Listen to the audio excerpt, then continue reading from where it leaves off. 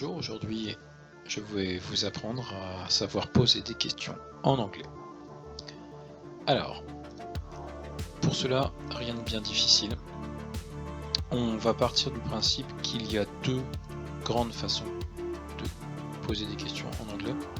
On aura ce qu'on appelle des questions ouvertes, d'un côté, et des questions fermées de l'autre.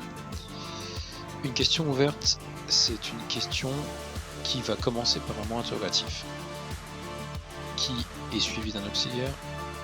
Cet auxiliaire est lui-même suivi d'un sujet, d'un verbe et de l'ensemble des compléments. Pour ne pas s'embêter, on va parler du reste de la phrase. Une question fermée, elle, commence par un auxiliaire, elle est suivie d'un sujet, le verbe suit le sujet, le reste des compléments arrive à droite. Déjà, il faut être au point sur la notion de mot interrogatif. Qu'est-ce qu'on appelle un mot interrogatif? Donc, vous remarquerez qu'en anglais on parle de WH questions, c'est-à-dire que ce sont des mots qui commencent ou bien par WH, par exemple when, par exemple why, par exemple who, etc. Mais on peut intégrer également le how. Alors vous remarquez, c'est un peu tordu, mais on peut considérer qu'il y a bien un W et un H dans how. Donc ça fait bien de how un mot interrogatif. Donc tous ces mots-là sont potentiellement acceptables en qualité de mot interrogatif. Donc, mot interrogatif, donc on peut imaginer des questions au présent, par exemple where pour le mot interrogatif. Si on demande où est-ce que tu habites, alors tu, il faut évidemment en sujet on aura you, habiter, il faut le verbe habiter, live, donc là, si on demande où est-ce qu'on habite, il n'y a pas de reste vu qu'on ne sait pas où la personne habite, c'est bien ça l'idée, d'accord, mais il n'y a pas d'auxiliaire, mince, il n'y a pas d'auxiliaire au présent, l'auxiliaire de secours c'est do, where do you live? Donc ça c'est une question de type WH question. Dans tous ces cas de figure, à chaque fois qu'on a un mot interrogatif en début de phrase, l'intonation de votre voix va forcément faire comme ceci. Elle va descendre tout doucement. Donc ça fait pas where do you live, mais where do you live.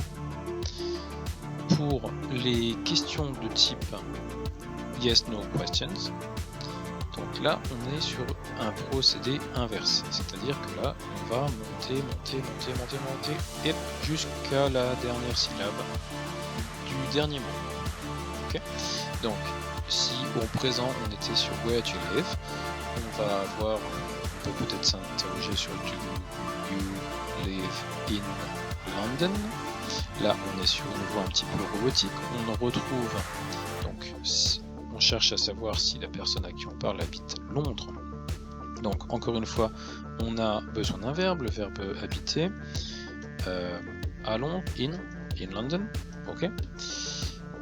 on s'adresse à qui? On s'adresse à la personne en face de nous, donc on va inévitablement passer par you, mais vous voyez, on a bien un auxiliaire, une case auxiliaire qu'il faut remplir, donc est-ce qu'on va utiliser un mot interrogatif? Non, parce qu'on ne cherche ni le où.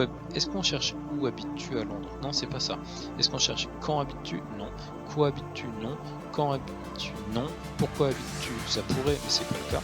Donc du coup, on va vraiment s'interroger sur, on veut une réponse en oui ou non. Donc si c'est oui ou non, c'est une question fermée. Donc on a besoin de l'auxiliaire. On est au présent, on a un verbe, live. Alors du coup, on va recourir à do, parce que do est l'auxiliaire de secours de tous les verbes, sauf pour be. Do you live in London? La personne dira yes I do. On va reprendre l'auxiliaire. No I don't. On a toujours ce jeu de ping-pong entre le jeu des auxiliaires. On a do, on renvoie do. On a can, on renvoie can. On a will, on renvoie will. Tout simplement. D'accord? Donc ça c'est les questions fermées. Donc là on a une question de type donc WH, D'accord? Ah, je suis pas bien en face, excusez-moi. Voilà. Where do you live? Là, on est bon. On pourrait imaginer une question au prétérit, au passé. Hein? Par exemple, where... Alors, si on s'interroge sur un personnage connu, hein, personnage du passé, where did he live? Ça marche. C'est exactement la même procédure, simplement on est au passé. On pourrait même s'interroger sur voilà, l'avenir proche, l'avenir d'une personne. Je sais pas, sa maison a brûlé, il faut qu'il vive ailleurs. Where will you live? Où habiteras-tu? Et ça sera au futur. Donc là, on va utiliser la même logique. Donc là, où habitais-tu? Alors on va mettre habitait-il à l'autre. Hein. Donc prétérit, did, he, live, non conjugué, on ressent did, in London. Réponse, yes, he, boum, oh, did, on a did, on renvoie did. Et voilà. Là on a did, on renvoie did. Si je vous disais, on a can, on renvoie can, to, on renvoie to, will, on renvoie will, etc. etc. Voilà. C'est un petit tour de passe-passe qui est assez simple à comprendre. Donc n'oubliez pas, l'ordre, hein, cet ordre-là s'appelle l'ordre canonique des composants d'une phrase. Il est non négociable, d'accord? Il faut vraiment le respecter pour bien comprendre comment faire une phrase. Voilà, j'espère avoir été assez clair. À bientôt.